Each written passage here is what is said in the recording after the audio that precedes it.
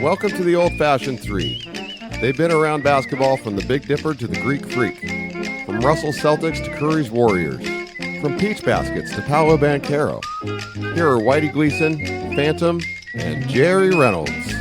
Yes, that was that cat, all right. Welcome to the pilot episode Yes. of the Old-Fashioned Three, the great Jerry Reynolds.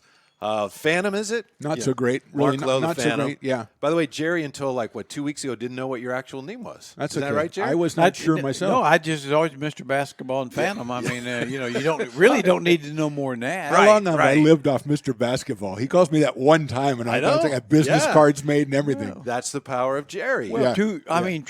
true leaders in the sport. I mean, they always go by kind of one name or one That's thing. true. I mean, Yeah. LeBron, my MJ, Yeah. Larry, Magic, Mr. Phantom. Basketball. Phantom, yeah. Or Phantom, yeah, Or that's Phantom. fine. And Whitey Gleason. I just want to say what this is about as far as I'm concerned, the Old-Fashioned Three podcast. 3 reasons why I'm here. One is I've learned so much about basketball from both you guys, and I just love talking basketball with you.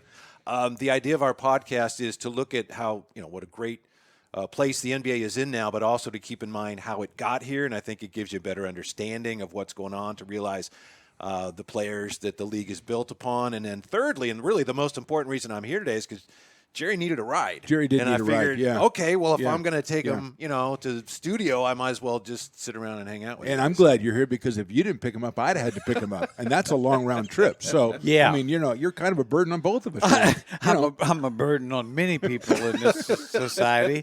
Mrs. Reynolds would attest to that, but that's okay. Yeah. She's adjusted. Uh-huh. And it's up to you two to adjust. Well, going forward. she's had 50 years, though. We've had, what, a couple of weeks here? Couple of weeks, I'll break you down psychologically eventually. Yeah.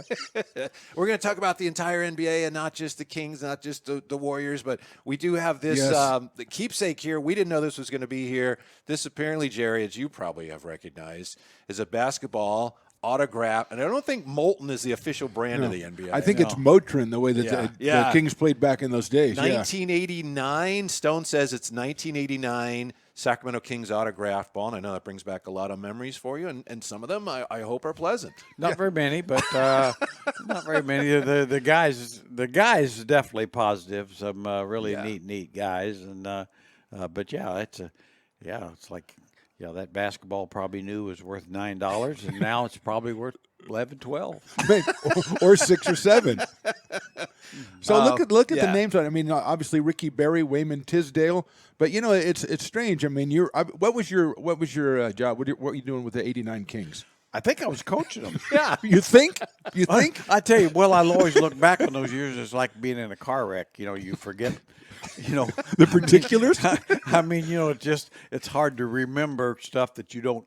Yeah. So it all runs Kind of together. blocking. Yeah, kind of a block. I think there. it's funny that here is Mr. Basketball. Mr. Basketball. In 1989 Kings. Jerry, were you involved with them? I was not He doing. was I was the doing that for the coach. listener that wasn't as old as us and didn't know that Jerry has had. He's had every single job with the organization. He was the coach of the team. Well, at the then he should have some pretty visceral reactions to some of these names. Vinny Del Negro, for instance, fantastic. Yeah, You really. know, Vinny too. It's interesting. One of the guys that had 2 head coaching jobs, winning records in both, and has never been and never been considered for another job. Yeah, I've always said that's Yeah. that's amazing. I don't know why he has never been considered, and was fired from the Clippers after having the best record in the history of the franchise. Wow. And they really have. I don't think they've never topped that since. So is that a player thing? The players didn't get behind him. well, It's a weird organization in our right? player empowerment era here. Well, I'd always heard it wouldn't surprise you maybe that Chris Paul didn't think Vinny was the right guy, and of course Chris we know is pretty opinionated and had a lot of juice then. And, Has a lot of juice now, yeah. and so. So I do not know if it's true, but it certainly makes some sense. I don't know why else you would have done what they did. We had an interesting moment before we got started. Jerry looked at the ball, and one name really leapt out to him. And you may remember Brad Lohaus. Would he go to Iowa? Iowa. Yeah, he was a Iowa guy. Hawkeye. Yeah. Okay, Like kind Keegan, of the the original stretch 4, stretch 5, maybe. No. Yeah, really, See? kind of a. So Brad Lohaus was the original stretch 4. I would say more. Yeah, stretch 4, stretch 5. Yeah. I mean, Yeah, because it was in '89. he had the ability. I mean, he could make shots out on the perimeter. Had no post game, and sometimes he made perimeter shots. See, now that's what I'm getting at. Sure, he had that ability to do that, but he wasn't It successful was all not that on often. a regular basis, and that's it's like say he came from the Celtics in a trade.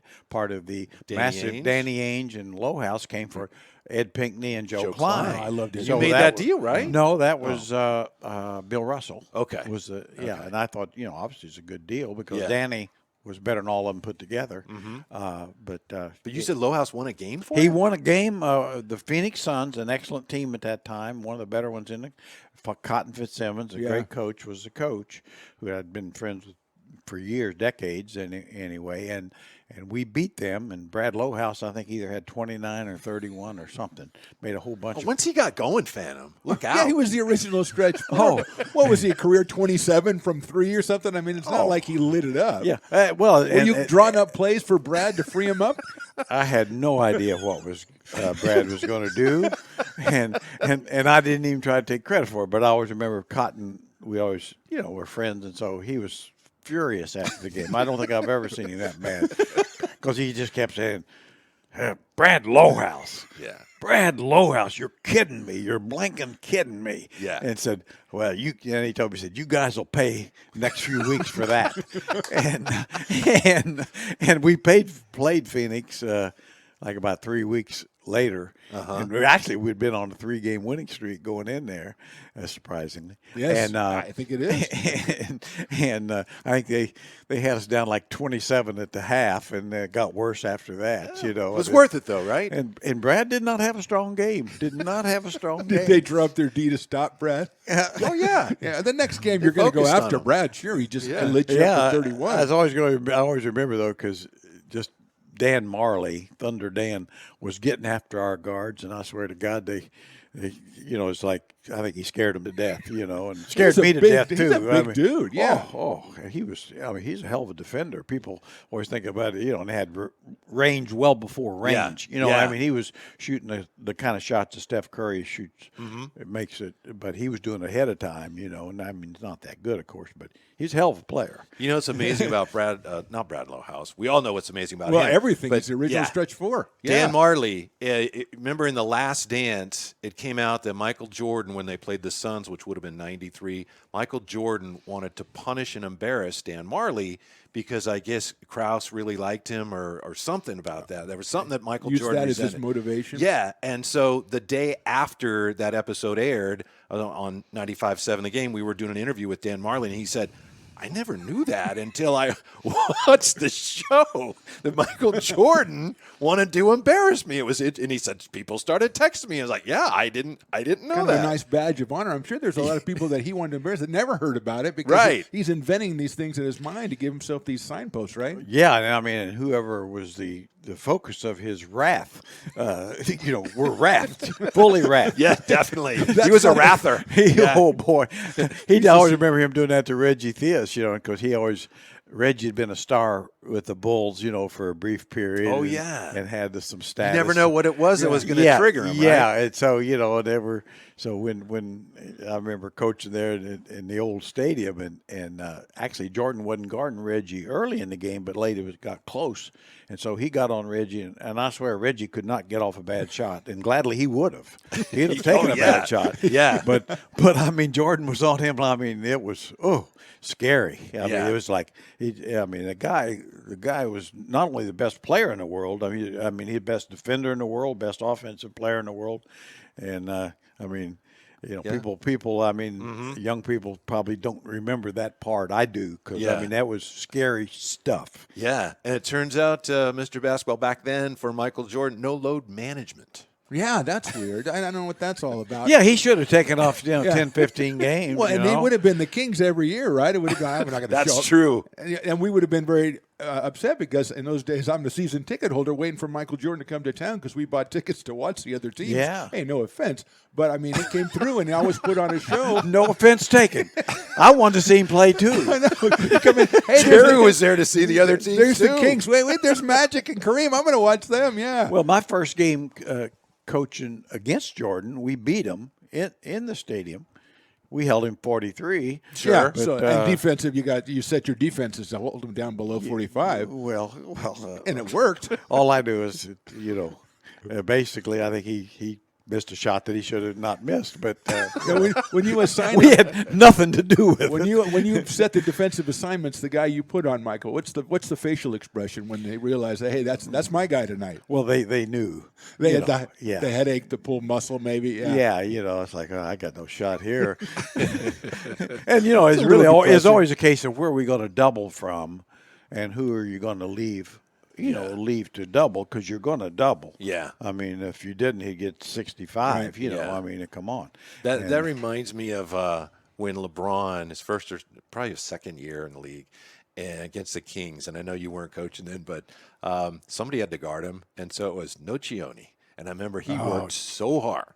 He tried to play up, and he pushed. He had no chance, right? Yeah, None. right, no. But he worked his tail off trying to guard LeBron. That's all we ask as Kings fans. Just Yeah. try. Just give a Well, defensive effort. I mean, Yeah. you remember the first game that LeBron ever played was in Arco, and against the Kings were really good. Doug Christie, one of the best defenders the Kings have ever had, he guarded 18-year-old LeBron and held him to 25. There you go. And so I always remember Grant talking to me before the game because he knew I was still doing a lot of scouting and different things. And he said, "Have you seen LeBron play a lot?" Of course, we did a commercial with LeBron. Yeah, I remember. Yes. Nike, right? Nike, his Yeah. first Nike commercial, and so I said, "Yeah, I've watched him." He said, "Well, is he all that?" I said, "He's way more than all that." I said, "You've never seen an 18-year-old like this. Yeah. This is. I mean, I'd always said to me, the best 18-year-old I'd ever seen before was Oscar Robertson. But you never saw him. I never saw Well, Phantom. Yeah. And I so, peaked at 16, which was the problem there. Yeah. That's a problem. Yeah. So anyway, yeah, he was LeBron, and of course I've always been a big fan of LeBron's for the most part, at least early, because of the Nike commercial. Because me and Grant thought we were going to do a little shot, had a little speaking part. We'd get maybe $1,000. Yeah. And coin, yeah. every time they ran it, we'd get $1,000. So, boy, for about every week there'd be $1,000 check in the mail. Grant would call and say, "Hey, did you get your?" I said, "Hell yeah!" And so up to I would have I done the don't same I don't thing. have it's probably $12,000 that we got for a little bit part we had in Wow. it. So I said, man, and I'm really been pushing for Nike to kind of nostalgia. They should Yeah. run that Yes. again. Yeah. 20th anniversary. Yes. Yeah. it's- Yeah. Throwback. Yeah. Throwback. I mean, yeah. Obviously, it had a lot to do with his success, and Yeah. and I mean, not that I'd be grasping for dollars, but I mean, 12,000 if is it's there, 12,000, yeah. if it's there, Well, Mr. Basketball, today, Jerry and I, on our way up, we happened to be listening to NBA Sirius, and they were talking about LeBron, and they were talking about the fact that apparently last week, LeBron and Anthony Davis and Russ, Yeah. they got, I don't know if it was a conference call, they called each other, Zoom. and they're committed now. Oh, good, The big good. three, Yeah, they are yeah, committed. Yeah. I don't know What are they committed to? Committed to doing everything they can to get the Lakers back on track next year. So does that mean that Russell's going to change the way he plays? See, that's the thing. That's what Jared he's got was basketball. That's what I would say. Basketball DNA. You play the way you play. You can't change that. It's not. I mean, maybe if that's all you try to do, you can change a little bit. But you play the way you play. Russell Westbrook's not going to change and all of a sudden play like a John Stockton or something like that. He's got to be him. And in that case, I don't think those DNAs match up. I don't think you can do that. so basically, the way I took it was, okay, Russ is committed, Okay. AD's committed, LeBron's committed. Russ says, "I'll play the way I play." LeBron says, "I will play the way I play," and Anthony says, "If I play, I'll play the way I play." I may play the way I And, play. if it's convenient, and so let's hope it works this time. Well, if they're all committed, the coach will be committed too, because And- the way that Russell plays is not conducive And to that. and Darvin Ham, bless his heart, he's going to get about 3 years' experience here in 1 year. Is he going to be a good coach, though, you think? I do. I think he has got a lot of the same things. Ime Udoka, You know, I think he really brings kind of an edge that I think he'll take those guys on a little bit, which is all you can do, a little bit. Has anyone ever done that with LeBron to this point? I think Paul Silas tried as a young, and that's why he didn't last long. Yeah. Even as But that's Paul Silas, right? He's going to give it a shot. Yeah, Paul. I mean, Paul's going to try to coach him up, and so. But other than that, I don't know. Yeah. I mean, Spoelstra to a small degree because he had Pat Riley behind him. Right. Yeah. And that's an awfully good thing to have behind you. You know what I mean? Yeah. Yeah. And I think that's one of the reasons that they had probably a little more control of the circumstance there. So my read on read on the LeBron, whatever this is with he and Westbrook. LeBron, it's one of two things. Either, and I think this was mentioned on what we were listening to, either they got word now that, okay, Kyrie ain't coming here, so all right, we love you, or LeBron's just hedging his bet. Because we know it's Summer League was the last week or the week before. At one point, LeBron's in the gym and Russ is in the gym, and they didn't even acknowledge each other. So that's not good. So LeBron, I think, is figuring, well, I better mend that fence just in case we don't get Kyrie. So that's, to me, what's really going on there. Well, LeBron's just he wants to be able to go either way in case they don't get Kyrie. Well, he's the grand mediator, yeah. But, I mean, it just seems like everybody's worried now. We talked about this before a couple times about fit. You want it fit and everything. But if you have too big of names, then you can't really worry about fit because you have to try to cram them together. And I think that's what's happening with them. That they're not worried about fit because they have these three big names, but they just don't match together, and you can't really make it work unless your supplementary players are somehow amazing and make it work. But you can't make it work with those three. And I think fit is the thing that makes it. You talk about Ime Udoka. I mean, yeah, they have great players on Boston, but they have a lot more of them, and they put them together better, and that's what they have to do. And I think that's what it illustrates when you're trying to do the big three. You talk about Miami, their big three. I know Dwayne Wade and LeBron weren't exactly, perfect fits, but at least they allowed each other room, and Bosch kind of filled in wherever he had to. And I don't think these three can do that. Well, I don't either. I couldn't agree more, which is scary, by the way. It scares me more than you. Yeah, but I mean, to me, it's like the whole thing when you just look at, okay, what is Russell Westbrook? He's a point guard. Now, truthfully, what is LeBron James? He's a point guard. He's always been a point. The media can call him a small forward all they want. But the last time I checked, whoever is dribbling the ball down the floor, initiating all the offense, he's always been that. Right. And he's been great at it. Well, you got two guys, basically they're playing the same position. I mean, that's to me. And then, of course, Anthony Davis has become a three-point shooter that doesn't make three-point shots, and that's not. Give me Lowhouse over AD any day. Well, he's knocking them down to the 2 to 31. Yeah, absolutely. Give me Lowhouse. It's like, say, if AD gets back to, saying, hey, I got to go inside here and play center, which is what they need him to do. Yeah. Not be a perimeter four. That sort of thing, taking 15-foot shots instead of 20-foot shots. But anyway, I think that, to me, regardless of their talents or their personalities, they're playing the same position, and it just doesn't fit. Yeah, I always thought Michael Wilbon on Pardon the Interruption, who I really enjoy that show, one of the few, maybe the only ESPN show I enjoy because they're so full of crap. But but I mean, he made the suggestion early in the year, said, bring him off the bench as a sixth man.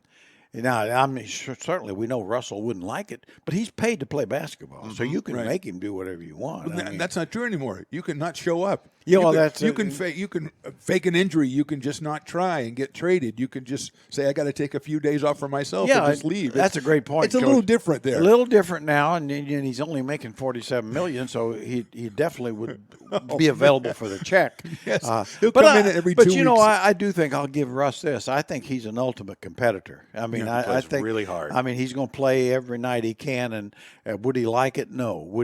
Would he totally accept it and be happy with it? No. But I think he would do it because he's going to play. I will miss him when he's done playing, whenever that is, because he plays so hard, but I would never want him on my team. And to me, it's not an issue with the big three or whatever we're going to call them. It's an issue with him. I mean, we know LeBron and AD, if they're playing well, that's going to work, right? They won a championship, not by themselves, of course, but we know that could work. But Westbrook is just so inefficient now, and he's so stubborn. I have a hard time seeing, go back to when he played with the Wizards a couple years ago, and his numbers were pretty good, but does he help you win? He still thinks he's helping you win, and I'm just not sure he is anymore. He's getting $47 million, so he figures like he must be doing something right. Yeah, I mean, he's a guy that's out of time. I think, better back in the day when you didn't have to be able. He can't make shots. Right. He's a guard who can't make I shots. think that matters. I mean, well, you might be Mr. Basketball too. I don't know. Number 2, I mean. But yeah, I mean, he can't make this. I remember watching him with Oklahoma City years and years ago, coming in and playing the Kings, and he would come down on the break and he'd have an open 12-footer every time. If he wanted an open 12-footer, he would get one every time. And I'm sitting there, and I don't think I'd been christened Mr. Basketball yet, but I'm saying, if this guy can make a 15-foot shot, he's going to the Hall of Fame. Well, he's going to the Hall of Fame anyway, Yeah. but he would have been in the top level if he could knock down a 15-foot shot. No, I agree with you there. I mean, and that's been his flaw. I mean, when at his best, he basically had freedom to penetrate the ball, the basket, and make plays. And I mean, obviously his rebounding and all. I mean, he's a Hall of Famer, very deserving of all that. But in today's game, you really need a guard has to take and make threes. It's a different game, and he can't do that very well.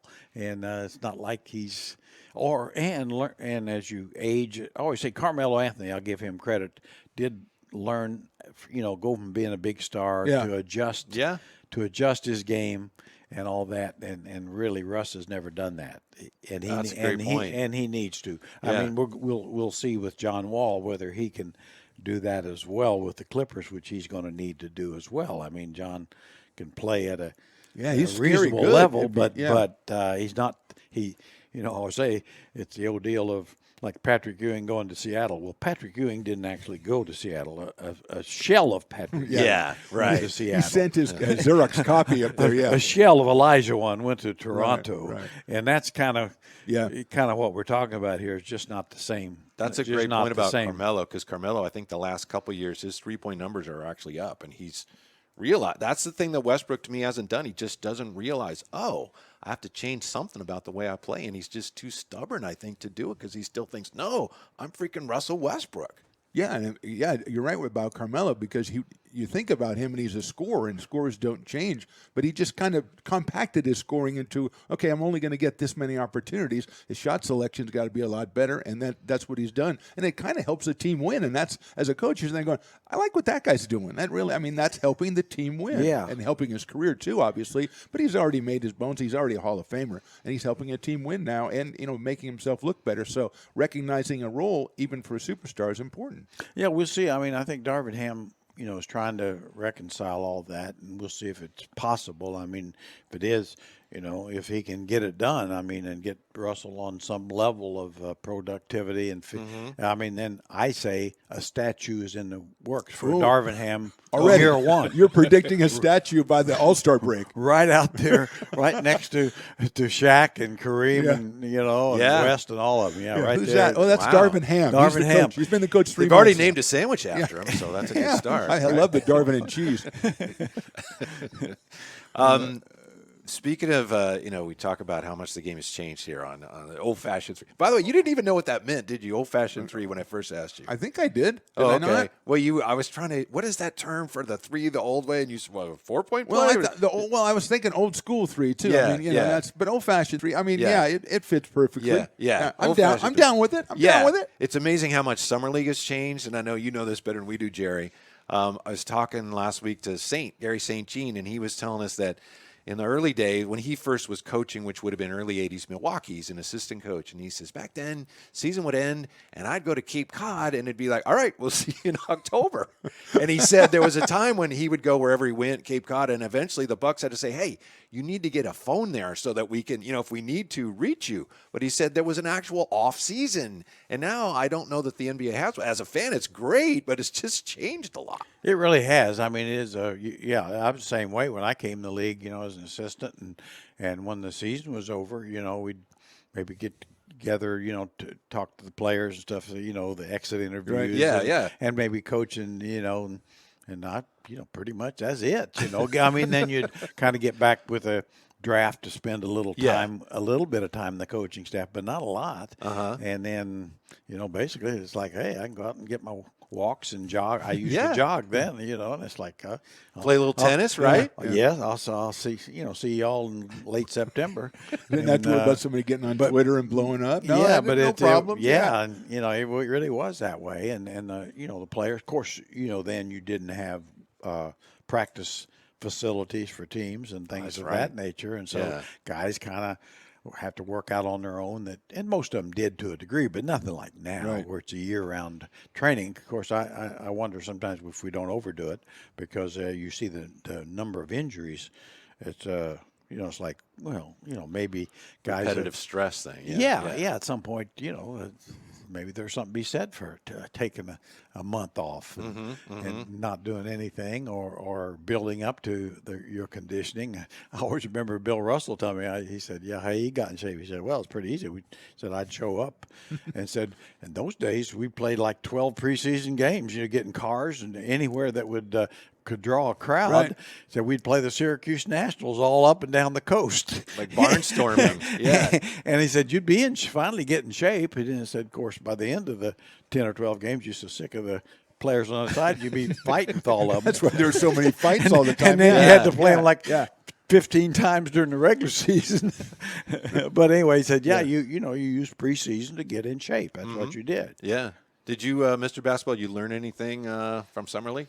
I'll tell you this. I learned that Kenny Lofton Jr., his dad is not Kenny Lofton, the former. See, that Yeah. I didn't learn that, and I was wondering about that the whole time. And I'm watching him. It's weird to mention Kenny Lofton Jr. because watching him, you fall in love with the guy, and you're like, well, that's a great college player, right? Because in college you can do stuff like that, and then you just sit there and I don't know.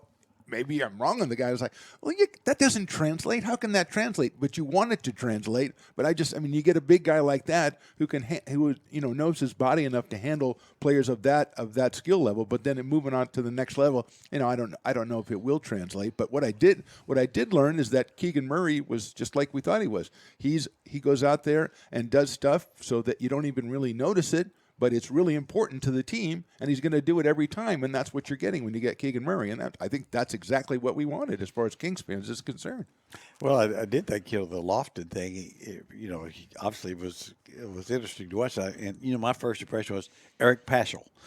Pascal? Pascal. Yeah. Okay. Yeah. Villanova? Yeah. Okay. That looked, really the kind of game that tricks you. Think, yeah, he might be pretty good and had his moments, right? But then again, Ike Diago had his moments too. That's And right. It's just how many moments you have. You're though, right on that gap year the Warriors had where they lose to Toronto and then they have that terrible year without Clay and Steph got hurt and it's our gap year. And they had Poole was a rookie and at the time he was terrible. But Pascal was like, whoa, this guy. I think he was second team all rookie. Yeah, yeah. I think but it was so. just because of the team he played on and he was older than the other rookies. more And now mature. he's in Utah, right? I think he's at the end of the bench in Utah. Yeah. And I think he was there because he was Donovan Mitchell's buddy. So we'll see where he ends where up. that But yeah, it happens, yeah. turns out, wow, he's not as good as we thought. Yeah, Yeah. That's why with all that kind of stuff. I mean, whether it's rookie years or summer league, you got to kind of take it for what you see. I mean, like with Murray, you couldn't have asked for any more. I mean, I would say, a guy that can get 23 in a summer league game on 50, 40, and 80 something. Yeah. You don't dismiss that. I mean, that's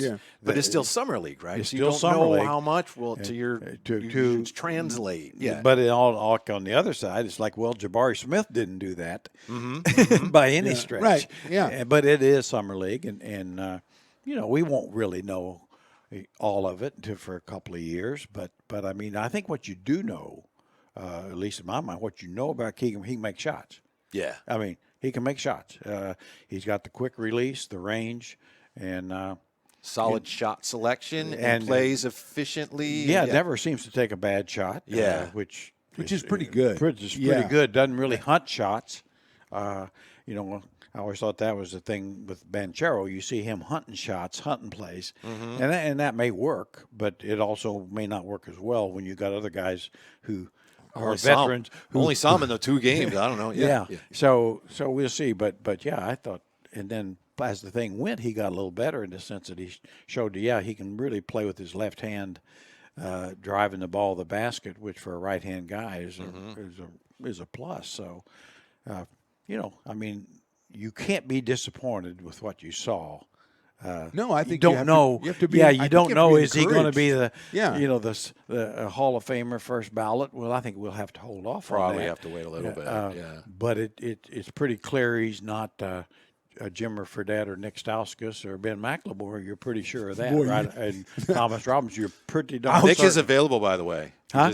Nick is available again. Yeah. He just got let go He took by 4 shots and hit on all 4 Indiana. shots. I mean, you just wounded Kings fans I'm right sorry, there with those man. 4. The thing I liked about him, and if you followed, like you were following along on Twitter while the game was going on, you saw this. Some Kings fans were kind of recognizing, well, he's only taken 1 shot. Well, he seems to let, and I know it's easy in summer league when you're one of the better players, but he seems to be content with letting the game come to him, to the sense that he's not going to go out and, like you say, force it. And I don't know if that's a thing that a lot of Kings fans have seen over the years, and so it's kind of a new thing. It's like, what is that guy doing? He's not going and grabbing the ball and shooting it. I don't understand what his point is. So I thought that was a pretty encouraging thing. I did too. I thought in the California Classic he was almost too passive, and then I think he was really seemed content to have a Ferrari become the next John Stockton, which didn't seem to work out real well. Right. But It's a good idea, though. But just kind of like say, just let the game. I thought during the Vegas thing, he got a little more aggressive, and I think the coaches did maybe a little better job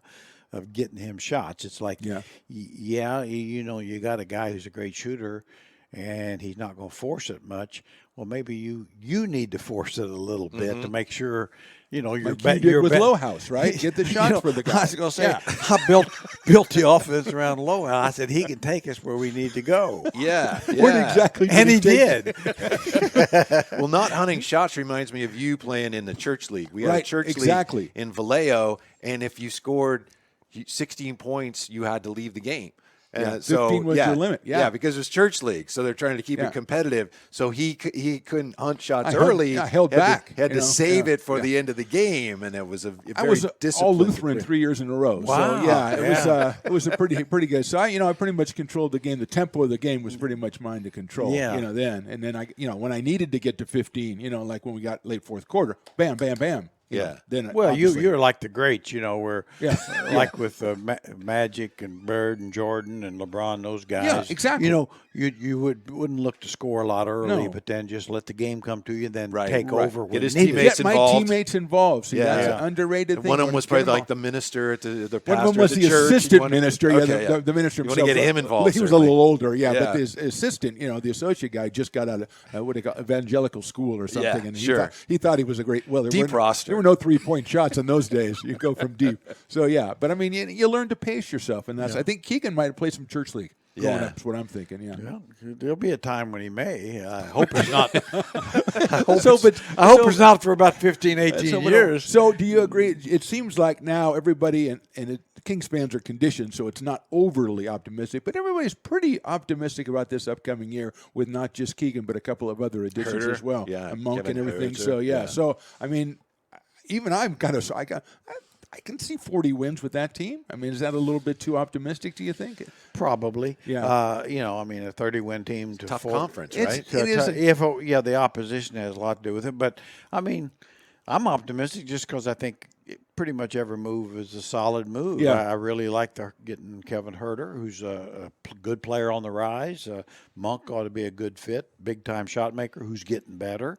And, of course, Murray, a terrific rookie. Now, all that being said, that doesn't really get you past Denver or some of those teams, with good players coming back and things of that nature. But new coach, I think, with Brown's experience, should improve the defense. You're expecting that. So that should get you more wins. But as Whitey pointed out, I think the West being what it is, you can see a couple of teams falling, Utah, San Antonio, that were ahead of you that may not be ahead of you going forward.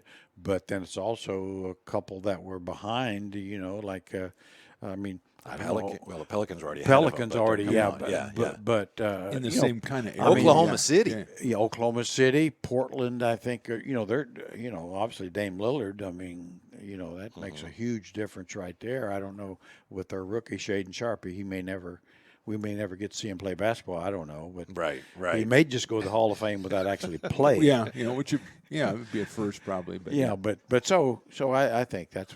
And the Lakers, it's hard to believe them not being better, even with all the issues we just joked about. But I think they'll find a way to be better. I mean, and so, how much can you move up? I certainly could see them, and that the play in is a very possibility. Okay. The top 8, I've got a tough time. I got a question, Jerry. Speaking of everything going on in the West, you look at Minnesota, and they had a good year last year, and they got a really good coach. And then they go out and they get Rudy Gobert. So they got Gobert and they got Karl Anthony Towns. So who is Karl Anthony Towns going to guard? I think that's probably why they got Gobert, is that once they get past Towns, they got somebody to because it wasn't like he was a stopper in the first place. I don't know how it's going to work. I've got some concerns. I don't think it's going to make them worse, but for what all that, I don't know how much better it's going to make them. I do think it's going to allow Towns almost to play like he wants to play, which is a perimeter stretch 4, and really he really is a great shooter. He's better than a lot of guards taking those shots. So, do you remember your answer when a couple weeks ago I asked you that question? Do you remember who you said Karl Anthony Towns is going to guard? You said the same person. He always guards nobody. Yeah. Yeah. You were right then and you're right now. Yeah. and there's a lot of that going on, but I think that's why they felt they needed Gobert to kind of clean up the middle. And I think he is a terrific defender. I think he's always thought he's kind of overrated, to be honest, in today's game, because the only place he's effective is 5 foot around the basket. Yeah, you put him in that drop coverage, right, and the Warriors just punish him when that happens. Yeah, and other teams, the Clippers in the playoffs. Yeah, when a lot of those teams, you go small. Basically you can go and you can guard him with a smaller guy because he's offensively not a factor. So I think it's a. And I'm sure they factored that in. There'll be times when Towns plays the 5, and and that'll be that. But I think they're going to be a little better, and I think, but too, Anthony Edwards is really on the verge of major stardom, I think. And every time I watch him, I already think he's really good. Every time I watch him, I think he's better than I did before the game started. Every time. Did you see him in Hustle? No, I heard he's great. He's very good. He might be the best part of Hustle. Really? Or Queen Latifah, I don't know. But, yeah, he's great. He's got that. He gets to be a little bit of a villain kind of guy, so he has a little edge, like you say, has a little edge to him. So he does a great job in that movie. Yeah, he's a total package, what I'm saying. Total entertainment package. Yeah, that's exactly right, yeah. Well, he does. He reminds me of a more athletic Mitch Richmond, because, not only can he beat you outside, but he can take you inside and punish you, things like that, and a lot of confidence. But, I think the key for them, and I think they'll be good, but D'Angelo Russell's got to be available more and play better. Angelo Russell. D doesn't have any place. So is his like we were saying before, is his DNA, what does his DNA allow him to do? Because I think teams want him to do something, and you think he's perfectly suited for that. But D'Angelo? Then he doesn't do it when that's not the way he sees it. So that's a difficult thing to reconcile as far as what he thinks he should be doing and what you think he should be doing. And I think he could be a part of a successful team if he did that. Well, I think the other part to me has always been that I really think he's guardable. One of those guys that now everybody's guardable. Well, not everybody, but most people are guardable. But I think for a bigger name kind of guy, he's not that quick, not that strong. Now, but certain matchups, if he's got kind of where he can get places, he'll make shots. A little bit of the Mike Bibby kind of thing, where Mike really kind of had his limitations. His cleverness was his game. It was never speed, quickness, and he could make shots if he could get the good shots. And, of course, the team always helped him get shots. Right. And I think D'Angelo's a little bit like that. He's got the cleverness, but he doesn't have that explosiveness to break people down. And so if you can stay in front of him, and some guys can now they can, stay in front of him. And so I think there's nights when you can see early on it's going to be a tough night for D'Angelo. And other nights you say, he might have he might get one going here. Well, I know I didn't see him as much last year, but I know when he was with the Warriors, he briefly before that trade where they got Wiggins and Kuminga for D'Angelo Russell. If you decent, that. that's decent. But he just had no interest in playing defense. Some guys aren't good at it, some guys try, and he just didn't really want to do it. But Mr. Basketball and Jerry, speaking of that Minnesota trade, Minnesota gave up so many draft picks to get Gobert. do teams not value draft picks as much as they used to? And I guess maybe it depends on the market size. Teams now, it seems like they're more than willing. Like Phoenix is like, we don't draft pick. What do we need with draft picks? It's the whole win now thing. You either go win now, or if you go draft picks, it's so far down the road. It's like people are trading the draft. You're talking about trading draft picks, and you can't do them in consecutive years. So we'll send you 2029 first round draft pick. Well, that's not real. That's like the pretend people. That's not even real people. So I don't think they do. I think they. Well, you just don't even buy green bananas. I don't buy anymore. green bananas, and that's why I admire this guy so much. I'll tell you. So yeah, I think it's the whole concept of like we're going to just win now and not worry about it. And with some teams, obviously, that can't. Now Oklahoma City and stuff like that, they go, well, you know something? I think we'll just get so many picks that we can trade for anybody because we have 11 first rounders now, and then you're going to have. And you're like, well, you know something? This team has 13 picks in the next 3 years. So what? Who cares? How many players in the next 3 years are going to make it from the drafts? So yeah, I just think the people are taking chances. And the other thing is they're taking chances on people. And we talked about it before. When you take a chance and you get the superstar, there's so many things that come into it. They can decide they don't want to play. They can decide they don't want to play for you anymore. They can decide, well, I'm injured and I'm going to sit out. There's just you're rolling the dice. They can decide I'll play with you, but only if you get rid of that coach. Yeah, I'll play with you, but I can't go on road games or I can't go to Canada. I mean, there's a lot of conditions now. I don't see how you could be a coach these days because there's so many things that first of all, there's so many guys that you really, it seems like, you can't coach. You're pretty much managing. Yeah, you're a mid-manager. You're basically a mid-manager. Yeah, so I would think it'd be even more frustrating to be a coach than it usually is, which I'm sure is frustrating, is that you don't have agency over these players, and they're so good they can do whatever they want to. So I just like, why not just trade everything and try to win right now? Well, I think there is more pressure on teams to do that. You know, this instant gratification. I mean, anybody that says they got a 5-year plan has no plan because they'll have no job. So because you won't be here in 5 years. So so that's gibberish. You know, used to. So now everybody knows. You know, we got to. You need a 5-month plan now. Yeah, exactly. And then the pressure of if you can't win a championship, you're a failure. Used to be, hey, you got a really nice team out there in Denver. You're winning 50 a game, and nobody's really concerned about them winning a championship. They're happy to have a really good team. Or, Atlanta Hawks or Utah, and those days are kind of gone. It's like, oh, we can't win a championship with this bunch. Let's tear it up and be bad. It's like, oh, that's a great plan. Now it's okay if you eventually be good, but and then the other thing, I always remember a story. Flip Saunders, late Flip Saunders, I was a good friend of him a long time, and he told me, when they got good, it was basically by losing all their bunch of first-round draft picks due to the Joe Smith fake signing. Basically they had an illegal agreement to pay him like $80 million or so at that time, and way overpaid. Huge amount. Joe was, but anyway, so when they found out about it, well, they were of course stripped reneged the contract and then stripped them of first round picks. And Flip said, but he said that was really. He said here's why. He said if they really wanted to punish us, they'd have made us honor the contract. He said for because Joe Smith, spend the $80 million. He said, because when that happened, he said then we didn't have those picks, and we went out and got some veterans, Latrell Sprewell, Sam Cassell. He said, we you wouldn't have gotten if you had that those wouldn't draft have picks, have gotten.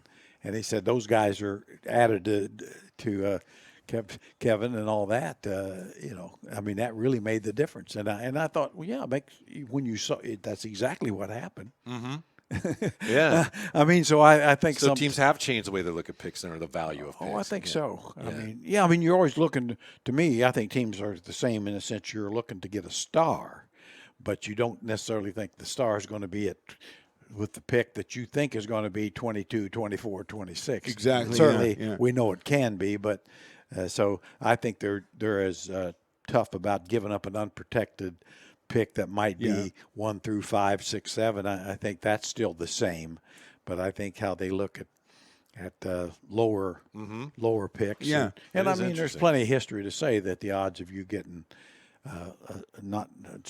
getting a star is pretty slim, but it's happened. Obviously, the great ones. I mean, Giannis Antetokounmpo and Kawhi Leonard relate halfway down the line, or Jokic, so they're there. But generally speaking, Well, I think you've pointed out, Jerry, there's 4 ways to improve your team, right? There's the draft, there's trades, there's free agency, there's player development. And it looks like the teams in the bigger markets realize, well, we have free agents want to come here, and we can trade for big name players because they want to come here too. So we don't have to worry as much about the draft, especially if we're a better team and we're not going to be having those plum picks. Yeah, I think the draft generally is for a small market is probably the number one way. But you can't do it that way. It takes too long. But, I mean, the Warriors are probably the only championship team that I can think of that pretty much built through the draft. You know, and they certainly got Clay and Steph, luckily. Right. Not luckily, but Spurs, maybe? yeah, Spurs. Okay. And of That's course, going back a ways, I know. yeah, back a ways. And they, you know, but there again, they added you know, like a Ginobili, who was a pick of Houston, I think, got him by a trade, late second-round guy, pretty good player. Yeah. But generally, yeah, I think, you know, there have been some championship teams built that way, but I think a lot of them have been built, you know, probably as much through free agency and the draft. I mean, free agency and trades. Yeah, yeah. You know, I always look at the Kings when they were at their best. Well, certainly the draft of Stojakovic was a terrific pick, but trade to Weber, free agency Divac, trade Bibby, trade Christie. Yeah, yeah. And then free agent Bobby Jackson. So it was that now. Yeah. So, and I think that's probably, you know, probably more prevalent than, you know, that's kind of how teams are made. And so I always say, if fans, a lot of times they say, well, you got to build through the draft. Well, yeah, up to a point, but if you know, if you can't get major player there pretty quick, you better find some other ways. Yeah, there's no assuming that just because you have the first pick. Maybe you have a couple first picks. I mean, you might get lucky like the Spurs did. You get Robinson and Duncan. But for the most part, guys of that caliber, they're not going to be there. Just because you have the first pick, and this is not a knock at Purvis Ellison, but just because you have the first pick doesn't mean that you are automatically you have a shot at a franchise-altering player, right? Tough year that year. Tough year. Yeah. Yeah, I mean, you look through the first picks from Michael Olowokandi. You can go down Purvis. I mean, you can go down through the list. Kwame Brown. I mean, there's and first and second picks through history, and I've wasted too much of my life doing that, Agonizing over it. Well, or just seeing you know, where the mistakes were made. You know, for every Kevin Durant, there's a Stromile Swift or Derek Williams. You know, I mean, Boy, you thought I did too. I like Stromile Swift. Yeah, I was.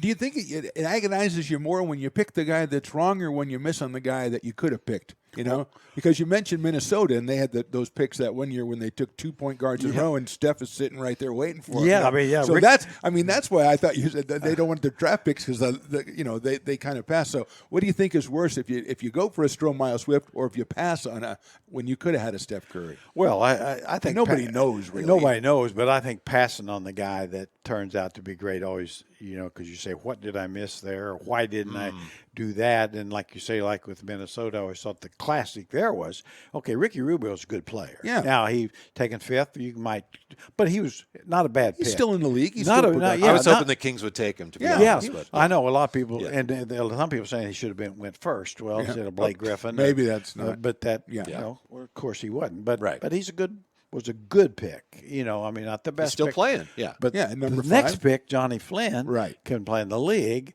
and especially you say Minnesota, you took 2 point guards in a row. Yeah. I mean, it'd been different. That's our job. It'd We been do that. different if they'd taken another position Yeah. in front of Steph. You know, say we got Ricky, we're happy there, and he's not as good as Steph, although he was probably better than Steph's rookie year. Yeah. You know, early on because of Steph's injuries and things. But yeah. I see what you're saying. You're saying if you're involved in the picks, you pick a guy and he misses, you can tell yourself that's really on him. But if you you don't take a guy And he who's a hits. great player, then you're like, what did I do wrong? Well, right? that's what gets me about the whole Lucas situation, to go back to the sore spot.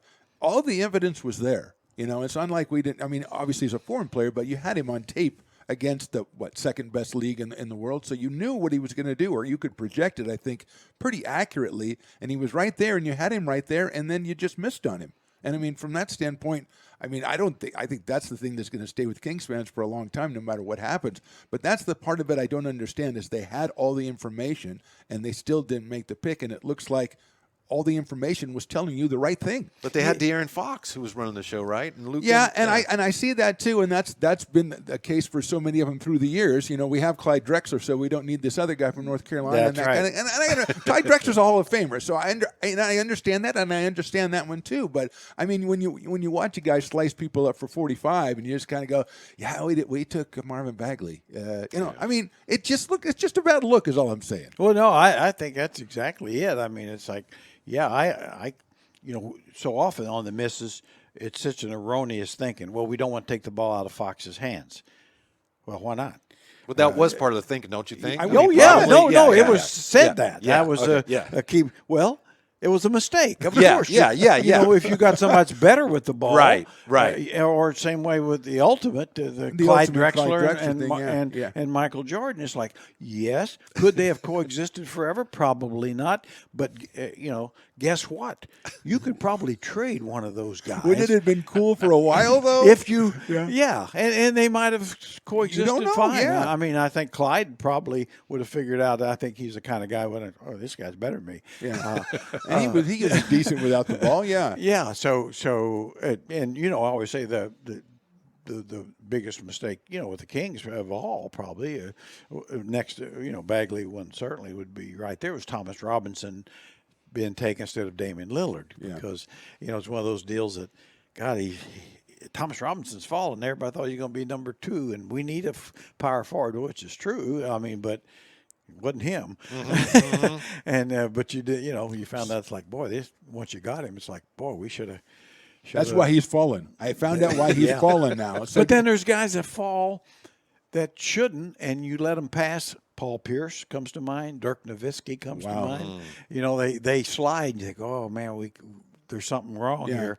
Well, there's something wrong. They shouldn't be sliding. Right. Well, that's a Halliburton. That's Halliburton, right? Yes, Halliburton, the same thing. Halliburton, same thing. Amani did a great job in his first draft. He just sat at the table until the guy fell to him. I give him credit. He picked him. But that happens too. Sometimes the guy falls and he shouldn't be falling, and they fall just because other people see something more that stands out, I think, with other people. It's like, oh, this is, bam, that hit me. So I'm going to grab this guy, usually a forward or something, and a Halliburton who plays kind of like a Keegan Murray in the sense of very calm and under control, really good demeanor. That's the kind of guy that doesn't wow you, and you go, no, I'm going to grab this guy, and I'm Halliburton, whatever team he does it for, I think is going to be a valuable piece for a long time. Speaking of the Pacers, that Mathurin guy looks pretty good. Oh, he looks really good. Big-time athlete, Yeah. makes shots. It looks like a good defender. I think he could be a real, one of the best in this draft as time goes, and probably a really nice fit with Tyrese. But you made a great point there, Phantom, again, which is getting kind of. Well, you're really holy shit! I don't know what's going on. Do you need a ride home? Is that what you're saying? But I mean, Stones, what did you put in the water today? The Halliburton. I mean, his shot and Keegan's shot. I mean, they really, really are set to shoot the ball on catch. I mean, their hands are there and the ball's gone. I mean, they release it really quickly. I just love that. I know when Halliburton came to the league, I wasn't sure how well he's going to get that shot. But as time went on, it's like, yeah, he sure can get it, and has the ability to escape a little bit, and he's got better and better. And of course, he'll do well, and I think that's the same with Keegan. I mean, man, when you can knock down shots and you can get them off quick and knock them down, that makes you quicker. That just makes you more of a threat off the bounce. On the other side of that, how much is it not valued as much for a guy to get the ball to a guy in a shooting position? In the pocket? You see that, and when it's done perfectly, you'll hear somebody remark upon it sometimes. Go, oh, well, you got it, but it's not really talked about that much. And I think that to me is what the old true point guards, and I know it's a different era. That's what a John Stockton or somebody would. That's what they would go down there and try to do. Is like, Jerry likes the ball right here. I'm going to get him the ball right here. Do you see that as much these days, or am I overestimating that? Well, no, it's very valuable. I don't think you see it as much. I think guys, first of all, a lot of them don't really want to pass it in the first place. So you can't hit me in my shooting spot if you still have the ball. In some cases, they might be wanting to throw it bad, so they'll get it back. Or you'll miss it and you'll look bad and get out. I always used to kid Reggie Theus like that. He had a kind of a knack. He always kind of knew the stats, and he always. I always say, Reggie, you know the play so well. You know just exactly how to create a double team so the guy will have to kick it back to you. So that is kind of. Did he ever deny it? That is kind trying to. no, he Reg. That's one thing I loved about him. He was pretty well aware. And he was a really good player too, Oh, right? terrific. I mean, He he's kind really of underestimated a little bit now. Oh, he could have been an Hall of Famer talent-wise. There's no doubt there. I mean, I think he'd be probably first to admit that now is that he probably hurt his own career, tend to be too selfish and all that sort of thing, but was gifted. I mean, he. And he was a big point guard too. Oh, Yeah. 6'6", 6'7", strong, Yeah. tough guy. I mean, he looked people. That's the other part about him. People just thought he was maybe soft because he was a Hollywood. great looking guy, but no, he'd take you on in a minute. Is that why people thought you were soft? One of the reasons. Yeah. The other reason was I'm soft. Yeah, well, I was going to say that was always my problem. People thought I was soft. Damn, I was too. But you were so fast, it didn't matter. It didn't matter. It didn't make a difference. I was soft. I was still going to shoot it I take it out of the net, big So boy. your game was more like Reggie's than it was like some other people then. Yeah, I was a selfish little prick. Yeah, I was. But back in the day, everybody was, right? Yeah, Come That on. was how you played not basketball. not to my level. So you were a top level prick? Oh, selfish. I always remember stealing the ball once. And I was playing with my brother in high school, and he was ahead of me. And I would go throw it to him. Shit, he was a sophomore, so I was going to take it in. I stole it, so I took it in.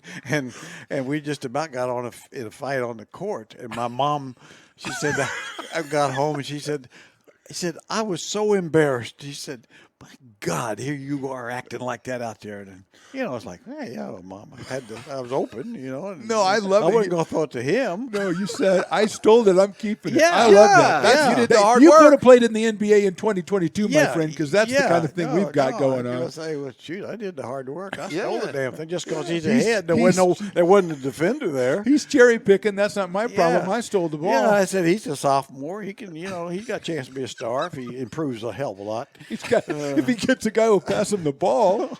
But the fact is, Jerry, our understanding is Jerry could not beat his brother in golf.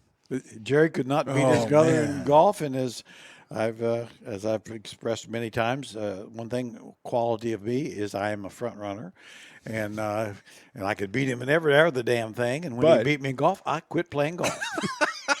I So you said, handled it maturely. I will handle it like I do most things. Nope, I just won't play anymore. Then Can't do that so anymore. he can't beat me in golf because I don't play. Let's wrap it up this way, Phantom. Yeah. Our first episode, pilot episode here, the old-fashioned three. You got youngsters that look to you for advice. Sure. Gee, Mr. Phantom. Not in my family. Yeah. So this is Phantom's YouTube recommendation.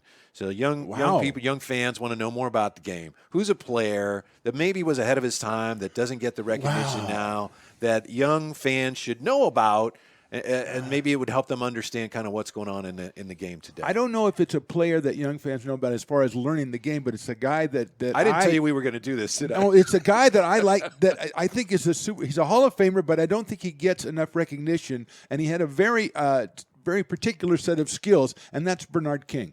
I think you watch Wow. Bernard What a King. great answer. You watch Bernard King, and he did things like nobody else did.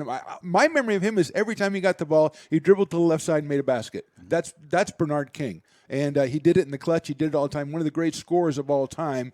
Played for the Knicks, played for a lot of teams. But I think that's a guy if you want to learn, go back in history and learn about a player. Before he got hurt, right? He was almost unguardable. He's just unguardable. And basically, I was telling my son about some guys, and Jerry, this is the era, the first Kings era. Some guys that would come in for opposition teams, and they would just be bucket guys. And it wasn't 3-pointers at that time. Guys like Dale Ellis or a Rolando Blackman, guys like that who just came in and just got buckets. Yeah. And I never felt like the Kings had a guy like that. I was one of the guy that got buckets. I think Keegan Murray might be a guy like that. But Bernard King was a guy that was just, all he did was he just scored, and he scored so efficiently. He scored all the time against everybody. So if you want to go back, you want to check out a guy in the past, an NBA history guy, I think Bernard King's this week's. Could he play in today's NBA? I remember him on the low post. He was quick, kind of, as I'm remembering it here, kind of almost Olajuwon-esque, and I know he wasn't a center, but could he shoot well enough he'd struggle in today's game, right? He'd find a way to. Yeah. I mean, he'd probably, he was a good enough shooter. He could have stretched it out. But to me, I mean, he's better in every way than Chris Middleton. There you You go. know, I mean, there's not one thing Chris Middleton can do nearly as well as Bernard King, other than shoot the three. But that, they didn't have really use the three then. But no, he's unguardable. I mean, that guy, he had adjusted to today's game. Would he be as totally effective? I don't know, but he'd still be an elite player. There's no doubt. I mean, the guy was so quick. Yeah, I mean, yeah. my God, I remember him in Washington when he's crippled, and he still gets you 20, still get you buckets. I think you put his name in the lineup, they give him 20 because he just goes out there and scores. He just could score. Yeah. Could score. Yeah, So what grade do you give Phantom for his first choice here? I'd give him an A-. Probably wouldn't be as good as the one I'd have, but it's, okay. what do that's fair. you That's fair. have? Yeah. You have well, one? mine, even though he's a Hall of Famer, like Phantom's guy, I'd say Pistol Pete, because. And I've told you, I had somewhat of a relationship with him and watched him in his early Hawks career and things like that. And I always said he was decades ahead of his time. Everything that the players in that time resented him for, his showmanship and creativity and various and all of his skills, they were really jealous. He went through a lot of stuff there. Yeah. But I mean, would be appreciated more today. Yes. And of course, he had 3-point range when there wasn't a 3-point shot. Right. He He actually averaged had- 43 in college with no 3-point shots. Yeah, or and, 44, I think. Yeah, and over 30 a couple times in the NBA. And I just think, and he was, I always say too, the thing that always struck me, he was closer to 6'6" than anything, and could run like the wind. I mean, and could take a ball with him. You know what I mean? It's one thing to be, be really fast. A lot of guys are fast, can't dribble, but I mean, he would create. I always say from free throw line to free throw line at 6'6", he'd create space. Kind of like De'Aaron Fox does when he's out there and creates numbers.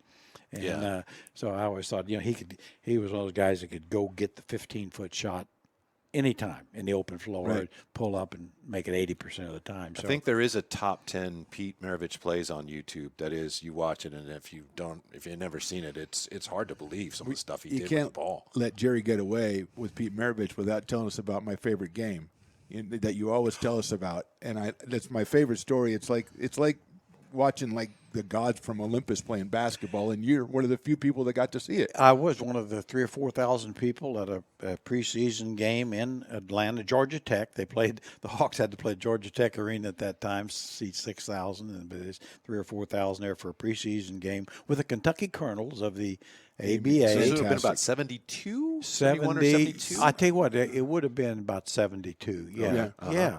And anyway, Pete Maravich, of course, with the Hawks, and they had just signed Dr. J, Julius Erving, to a contract.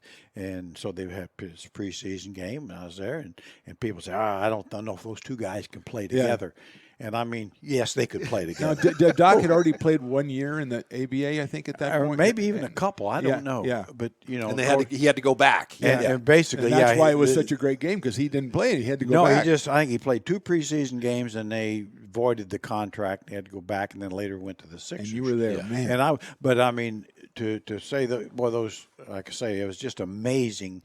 Where Pete would take the ball, and just throw it underhand 60 feet, and Doc could take it in the middle air and swoop in there, Jeez. I mean, I just about That's a highlight. I about wet my pants, and I mean, it was, I mean, this stuff. And this is back a while ago where it wasn't a problem for us, right? The wedding depends. I do that on a regular basis now. Not that I'm proud of it. No, but, not at all. But hey, it's an old-fashioned 3 pocket. it's an old, But So what an experience. Yeah, but it was. I mean, it's just remarkable. Though, no, they would have been fabulous together. And I've heard Doc even talk about that. And how much fun it was playing with Pete, and their gifts really did sync up. Yeah, I mean, because Doc wasn't a one-on-one guy per se, but just.